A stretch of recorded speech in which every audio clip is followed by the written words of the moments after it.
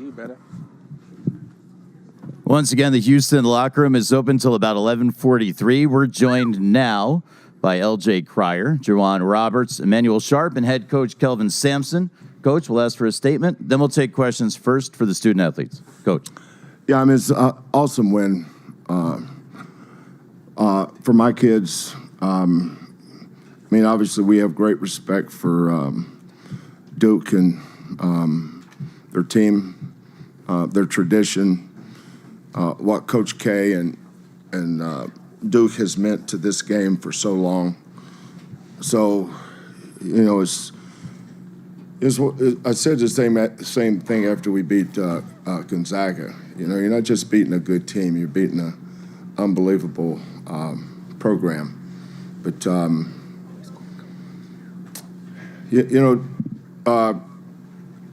I knew that Duke's defense was going to give us some problems because of their length. We spent a lot of time matchup hunting in the second half, trying to get the right matchup. The guy, by the way, that's a down and back for the old ball coach. I would not put up with that. I can't believe I have that in my pocket. Sorry about that. You're okay, Coach. When they got up to 14, you know, that's where we had a couple things go right for us. Emmanuel hit a three. We got an offensive rebound. They missed a couple tough ones. But, you know, we held them to 37% the second half. You know, and we held that team to 67 points. So that was a tempo we could live with. We could not win this game in the 80s. We couldn't score 80. But, you know, run the greatest play ever and have everybody go crazy because you executed something. But we had 19 second chance points. We scored 8 points off their turnovers, and we were under 10 on turnovers. I knew we weren't going to turn Duke over much because they don't turn it over. I mean, they're so disciplined. Flagg got 27. Canepa made some shots, but we were really focused on those other guys. We did a great job of not allowing Proctor to turn the corner and get into paint off pin downs. He's so good at that. We stayed down on every shot fake that he had. He shot face and gets in the paint. When we ran at him, we stayed down on shot fakes. When he would come off a pin down, the guy guarding the ball would jump to the ball and make him pass it. So we did a great job on all the other guys. Canepa, you know, he made some tough threes. Cooper Flagg, but Cooper was not going to beat us by himself. And I felt like if we could just hang in there, even when we were down 14, I think these guys will tell you what I was talking about in the huddle, was just hang in there. And I thought if we get it down to single digits, get it down to around 5. JoJo had the just boneheaded play. You know, he was so apologetic, almost in tears, I couldn't even get on him. He knew what he did wrong. That's one of those dudes, just leave him alone. He'll learn from that. But with that, it put him up 6, and then we got a rebound, go down and bang a 3. Now, once you get to 3, now there's game pressure. You know, it's a lot easier to finish the game when you're up 20. It's a lot harder when you got to finish it up 3 or up 4, even up 6. And that's why I said don't foul. It's 6 points. That's only 2 possessions. So we wanted to. I put JoJo on the ball, and we tried to deny, encourage him to throw it long because JoJo's wingspan is 7'6.5". So I thought we could take everything over the top and force him to throw it east and west, and that's where, you know, the referee was counting so slow a couple of times that that's why I told him to go check. But then when I was looking at the replay, I said, it's probably only 3 as slow as he was counting. And then but, you know, getting J1 to the free throw line, when we lost to Duke last year in Dallas, I didn't think we lost because we lost Jamal. I thought we lost because we lost JoJo Tugler to a broken foot at the end of February and Jamal.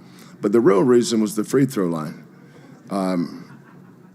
Javier was 2 for 7, and J1 was 3 for 8. It's a 3-point game. And so when we got to June, when our kids came to June, I gave a very impassioned talk about that. I don't know if these guys remember, but I told them, I said, we have got to change our mentality at the free throw line. And even though we only lost 4 games all year, a couple of those, the free throw line impacted 2 of those. So we had our kids make 150 free throws 7 days a week. I don't think J1 missed a day from June 2nd till we left on Wednesday. We left on Wednesday, right? So Tuesday night, I looked at what he shot from the free throw line with his 150 makes, and he shot 87%. That was his highest percentage he's ever shot. When he started this, it was at 66. So on his own, he went from 66 to 86. That wasn't the coaches. Give all the credit to him.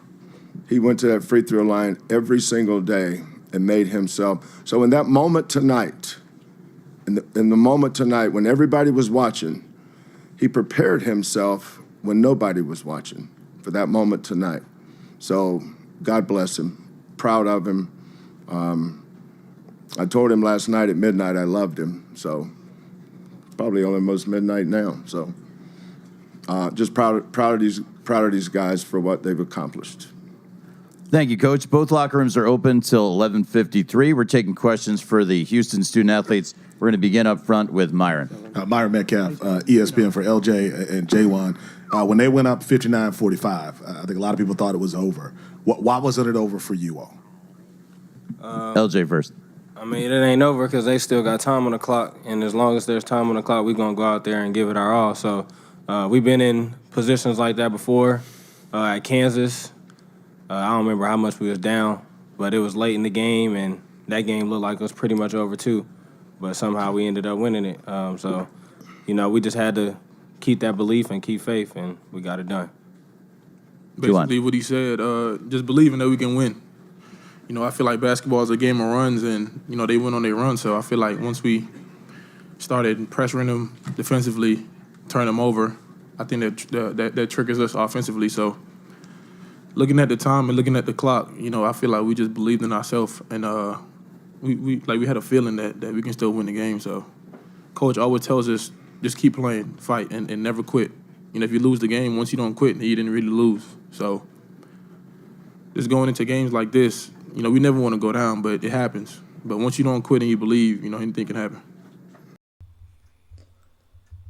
Hello, everybody. Welcome in here to The Truth Serum. Joey the Truth Wagner with you. Thank you so much for watching the post-game press conference tonight of another classic going on in San Antonio. The second game of the Final Four.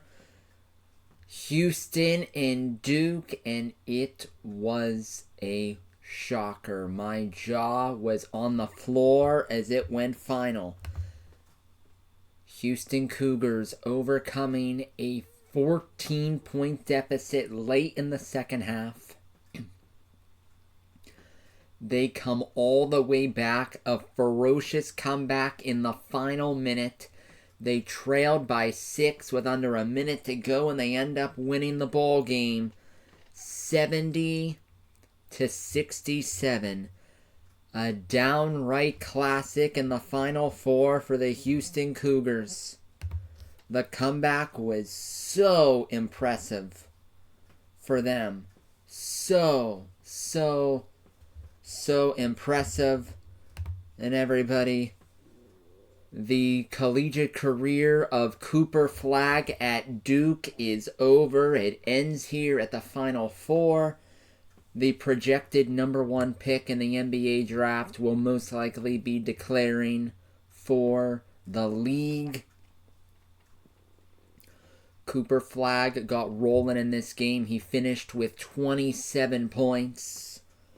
Was all over the place, but what he's going to think of is the foul on the missed free throw. He got called for a foul. A lot of basketball experts that I sort of saw online were saying that a foul shouldn't have been called, but a foul was called on him, resulted in the free throws. They gave Houston the 68-67 lead, And then with less than 15 seconds to go, the ball in the hands of Cooper Flagg to try to win the game. And his shot came up short. So that is what will be on the mind of him tonight, not getting it done at the very end. For Houston, they were led by L.J. Cryer, their guard, who was 8 of 14 from the field, 26 points. Man. And the Houston defense down the stretch was elite. Turnovers, contested shots, and it ends in a win for the Cougars. And they'll face the Gators Monday night for the national championship. It'll be Houston and Florida for all the marbles. But everybody, in this video, you already heard the post-game reactions from Houston, from Duke and Coach Shire and Cooper Flagg.